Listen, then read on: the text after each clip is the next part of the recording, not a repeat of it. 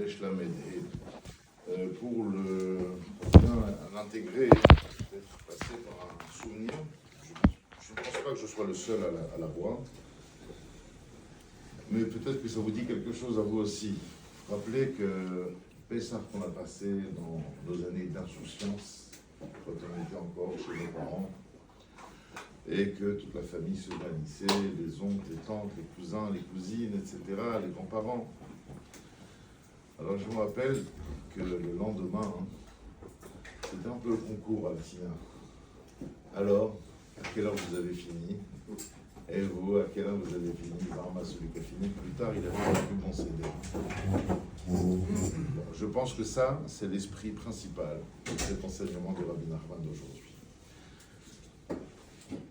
Il est rapporté ici que Rabbi Nachman n'était pas du tout d'accord avec ceux qui veulent s'imposer des digdukim, c'est-à-dire des exigences, et simplement des chumrot en plus à Pessah.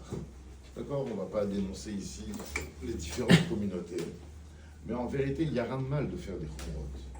Mais si la chumra me met un stress, et Dieu sait combien la vie est déjà compliquée naturellement, alors si en plus je viens me rajouter des chumrot sur la halacha de tel matzah et tel kazaïd, et moi je vais faire chazonish, il faut dire à tout le monde de le faire, mais qui sera bataille. On va dire le jeu n'en vaut pas la chandelle, parce que en faisant toutes ces chumrot, on est en train de rentrer à l'intérieur de nous, et ça c'est pas le plus grave, parce qu'après on le propage, ce qu'on appelle marash chora. Marash chora, je sais pas comment on dit, la rasra, en anglais, voilà, c'est la rasra. Voilà. C'est-à-dire que, en fait, je suis en train d'associer une émotion d'angoisse, chas v'shalom, à une mitzvah. Vous imaginez donc ce que je véhicule autour de moi. Oui, non, j'ai pas eu ça, non, mais ça c'est pas prêt. Non, mais vous avez vérifié comme ça, mais on a tel maror, on a tout. Take it easy. D'accord? Il faut être tranquille et faire les choses convenablement. Il raconte, je crois que c'est Rabbi Nathan qui doit raconter sur Rabbi Nachman, qu'un jour, d'ailleurs, un de ses chassidim est venu lui poser la question concernant une des chumrot qu'il avait l'habitude de s'infliger à Pessah.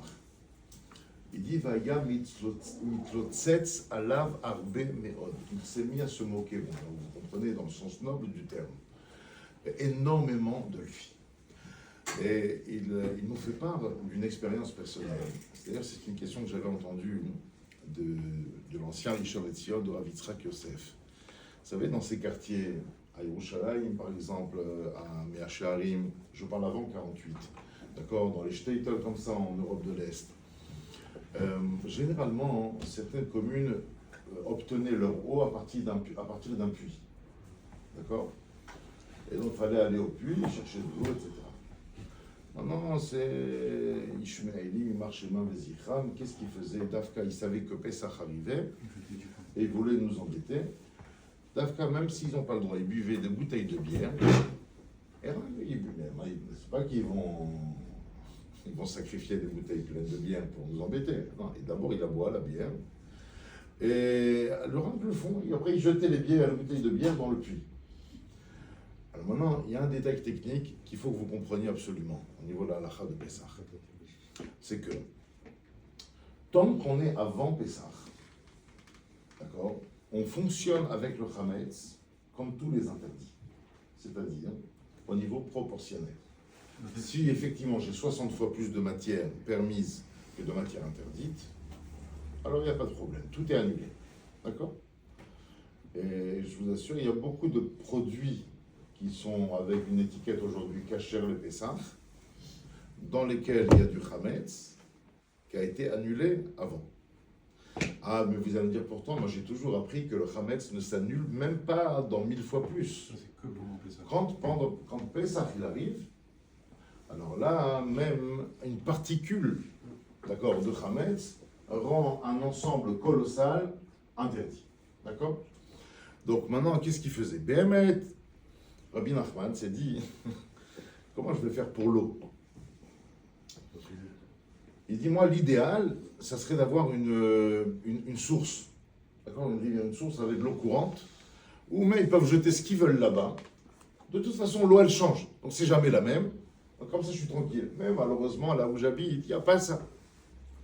Alors, pendant des années, il a pensé, comment je vais faire? Avant Pessah, il faut que j'aille puiser toute l'eau que je vais avoir besoin pendant toute la fête. Ah, quel tira! Et bien, mec, il était mitztaher al-zeh al-bemod, et c'était pour lui une souffrance insupportable. Jusqu'à qu'à un moment, il a dit, non, stop, khalas. Il faut chercher une solution pour pouvoir prendre du puits.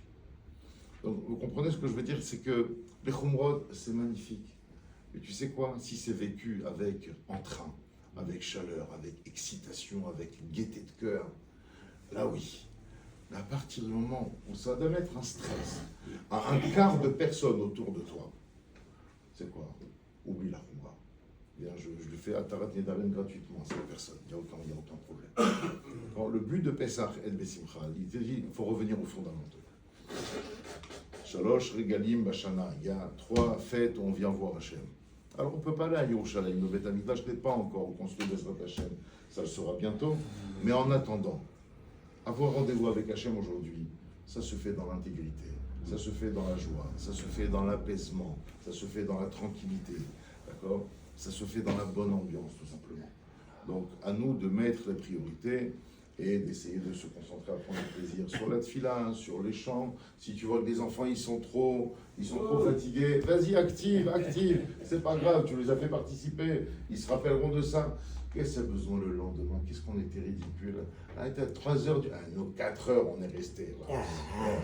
Maintenant, le type, il arrivait. Ils n'ont pas dit que de minuit à 4h, ils ont jour à midi. Mais il arrivait, en plus, il arrivait au moment de l'Aftara, le mec. Il était super content. Super fier. Mais on est resté, tu comprends?